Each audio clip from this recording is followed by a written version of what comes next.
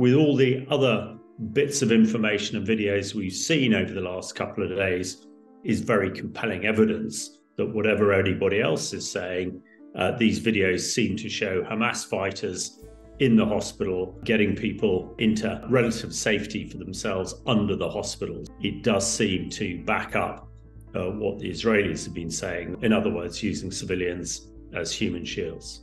From the very start of this dreadful war, the Israelis have claimed that Hamas have been hiding underground under key areas, and particularly hospitals and schools, protecting themselves, jumping out to fire missiles at the Israelis, and also taking the hostages down and keeping them under hospitals. Hamas have said absolutely vehemently this is not the case, and to a certain effect, some of the humanitarian organisations have suggested that as well, and pro-Palestinian supporters around the world have sort of used the Hamas narrative too.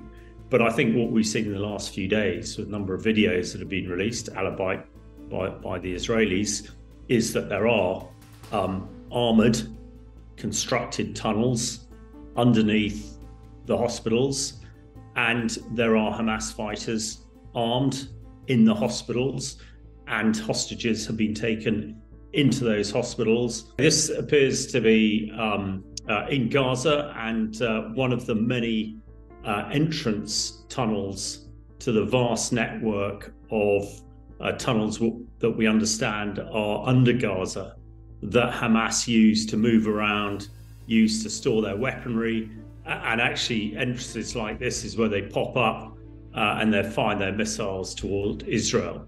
I think what is interesting about this is this is a well-constructed entrance tunnel. I understand it goes down to about 10 meters, over 30 feet deep. And having been under a number of hospitals and buildings myself, not in Gaza, you don't see tunnels of this construction and this magnitude. What we're seeing, we believe, is a fly-through by an IDF drone, and I think it's quite clear that these tunnels are very well constructed in order, no doubt, to protect people down there if they're directly attacked. About 10 meters deep is beyond where a precision deep penetrating missile of Israel would have an effect, and presumably that is why they are so deep. There's no reason other to have tunnels like this under these sort of buildings. I think from what we understand, these tunnels are hundreds of miles long across the whole of Gaza. I believe here we're seeing a tunnel that's sort of around 55 meters plus long, and its construction with a domed roof, again, to provide its strength. Coming up here to what we understand is a bulletproof door and bomb-proof door. That is key, that Hamas would hide behind. It sort of lends to the narrative that this is probably a Hamas sort of headquarters type command place, and that's what we believe under the hospital, and with bullet slits in it so that they can be defended. So it is, from what we gauge, it's under the hospital, and it looks like pretty good confirmation that this is where Hamas have been commanding the operations from, and potentially also keeping hostages down there. I think it's as conclusive as we're going to get. It's been widely reported and expected that Hamas are operating under this hospital, and that's what the Israelis have been saying. I think when you then look at the entrance shaft tunnel, as you like, the construction of it, the depth of the horizontal tunnels below, and their construction, which is pretty significant, allied to the armoured door with fire holes in it.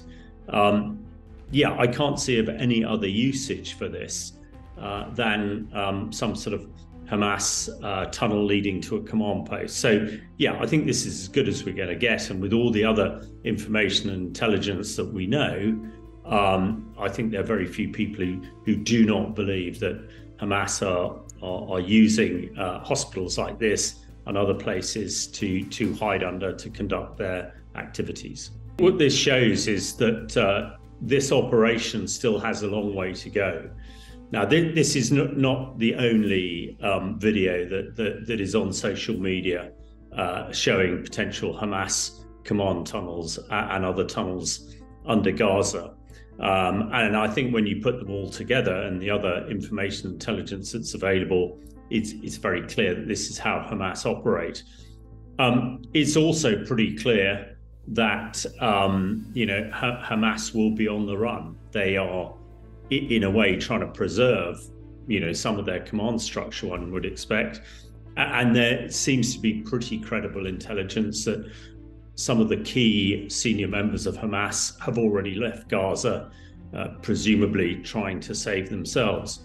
What we haven't seen yet, which doesn't necessarily mean to say that it hasn't happened, is lots of Hamas casualties. I think the Israelis have been pretty circumspect about casualties across the piece. We know that Hamas Health Ministry has claimed that over 11,000 Gazans have been killed in this conflict. What we don't know is how many of them are Hamas fighters. Now, we have seen a lot of casualties, but I would gauge that we've seen nowhere near 11,000 casualties. And one has to assume that quite a large number of that 11,000 will be Hamas fighters. So there is some way to go, definitely. I think as a positive to this, the fact that it would appear Hamas are pretty keen on a ceasefire and handing over some hostages. We understand the ceasefire would come or would stop the fighting for 3 to 5 days. And that's an indication that, I would have thought that Hamas are really in some trouble because hitherto they have not cared about their own fighters' welfare. They certainly haven't cared about Palestinian civilian casualties. So it sort of leads, I think, to the fact that actually the Israelis have probably done a lot more damage to Hamas than is at the moment apparent. This video is very interesting, showing Hamas fighters taking what appears to be hostages into the building. It would appear that the Palestinian medics in the hospital are not entirely pleased to see them there, almost exasperated. But in that particular case, those hostages don't look very injured, and one only has to assume that they're being led into the hospital and down under into the tunnels underneath so that they can be held there. And I think this is, with all the other bits of information and videos we've seen over the last couple of days, is very compelling evidence that whatever anybody else is saying, these videos seem to show Hamas fighters in the hospital and getting people into relative safety for themselves under the hospitals. So now that we've seen all that, it does seem to back up what the Israelis have been saying, that Hamas are using hospitals to protect themselves, and in effect using the civilians in and around those hospitals to protect them as well. In other words, using civilians as human shields. When we see this video in the hospital, the large guy in the foreground throwing up his arms, he seems pretty exasperated to me, almost as though he's sort of saying, not again. You bring the terrorists into the hospital, and they're pretty sure that the Israelis are watching this and seeing it, and that's putting everybody in danger, because the Israelis will know that the hostages and Hamas are hiding under the hospital, and they again get them. And this poor fellow and the other civilian medics and doctors are in effect human shields, and again being the line of it. one can only feel desperately sorry for him and his co-workers and everybody else in the hospital. This appears to be the hospital. I think what is significant here is we're seeing doctors and medics, and we are seeing armed Hamas fighters and what we understand to be hostages recently taken from Israel. The compelling thing for me here is that hitherto, medics and others in these hospitals have claimed that Hamas do not operate and are not in the hospitals. Now, that video is very clear that that is not the case, that they are there. They might well be delivering injured hostages to be treated, but certainly in the other video that we see, the hostages don't seem to be injured in any way.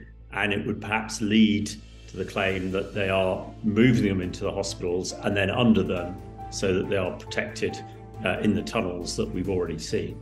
There should be no doubt in anybody's mind around the world exactly what's happening. And let's hope we can get a ceasefire as quickly as possible to get these people, these civilians and the injured to safety and the hostages back to Israel as quickly as possible.